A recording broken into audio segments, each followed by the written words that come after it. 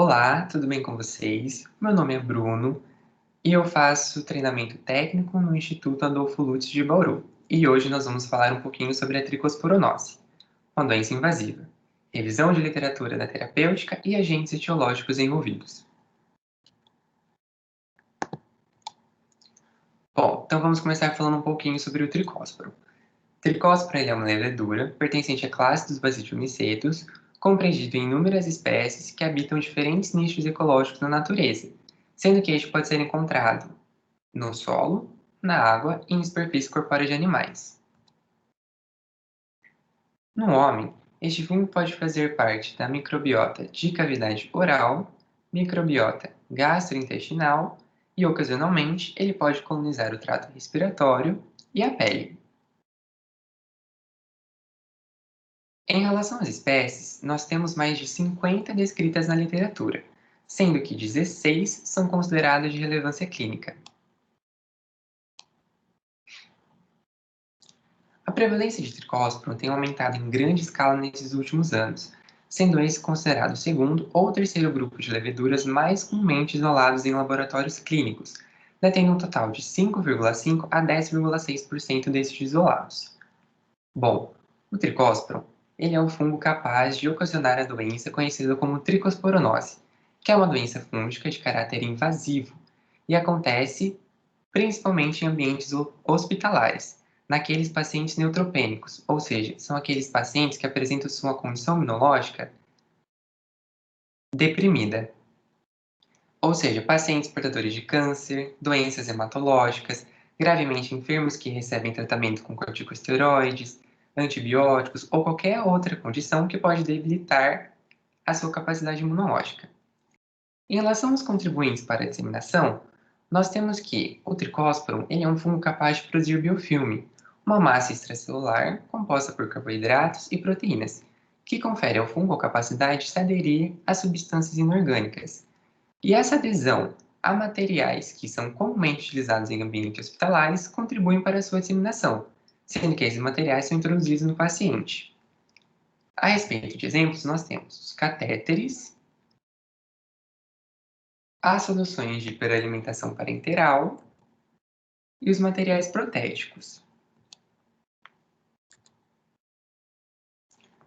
Bom, agora falando um pouquinho da sua problemática. O tricósporo ele é um fungo muito difícil de ser identificado utilizando os métodos convencionais em laboratórios de rotina.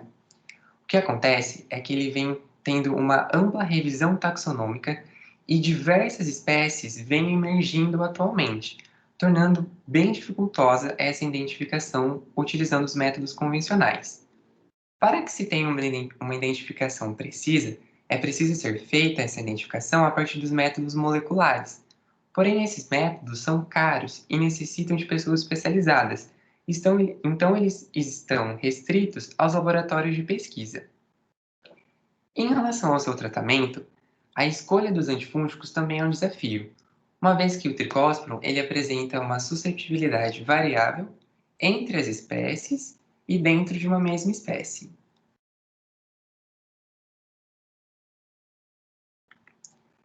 Este trabalho foi feito com o objetivo de verificar as principais terapias utilizadas em pacientes acometidos pela tricosporonose e averiguar as principais espécies de tricósporo envolvidas em infecções invasivas.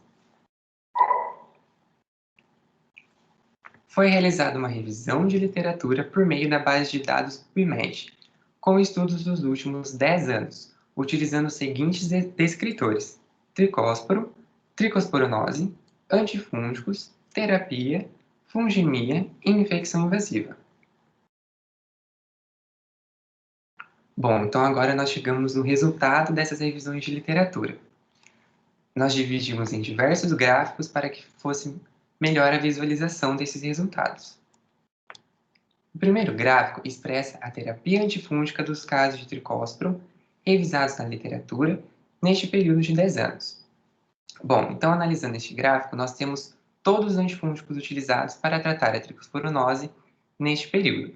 Então, os antifúngicos utilizados foram a cascofungina, a anfotericina B-lipossomal, o voriconazol, a micafungina, a nidolafungina, a anfotericina B, o fluconazol, o isavuconazol, o posaconazol e o itraconazol, sendo que os mais frequentes encontrados nessa revisão foram o voriconazol, em primeiro lugar, em segundo lugar, o fluconazol e a anfotericina B na sua forma não lipossomal, e em terceiro lugar, a anfotericina B na sua forma lipossomal.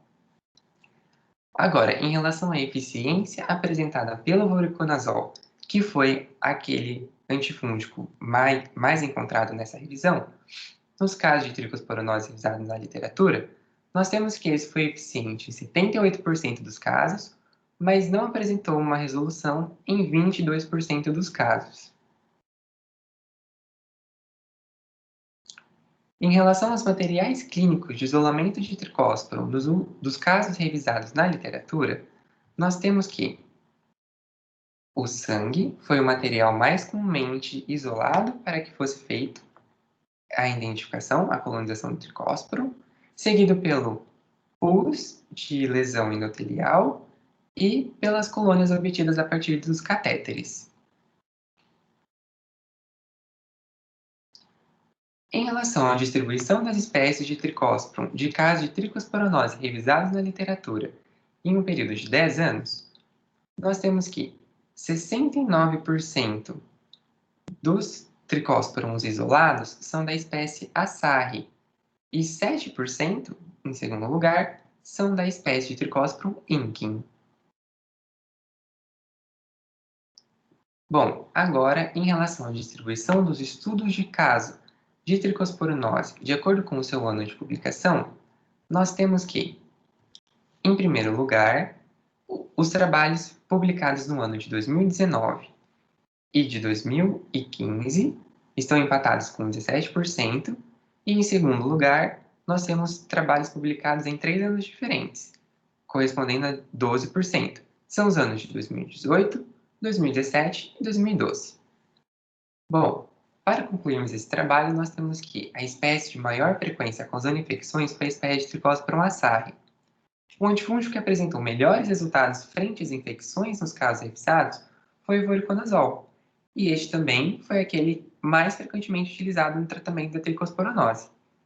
E apesar da tricosporanose ser considerada uma doença emergente, existem poucas pesquisas em relação à mesma, evidenciando a necessidade de estudos em relação ao seu agente etiológico, a sua epidemiologia das infecções, as peculiaridades das susceptibilidades antifúngicos e aos seus fatores de virulência.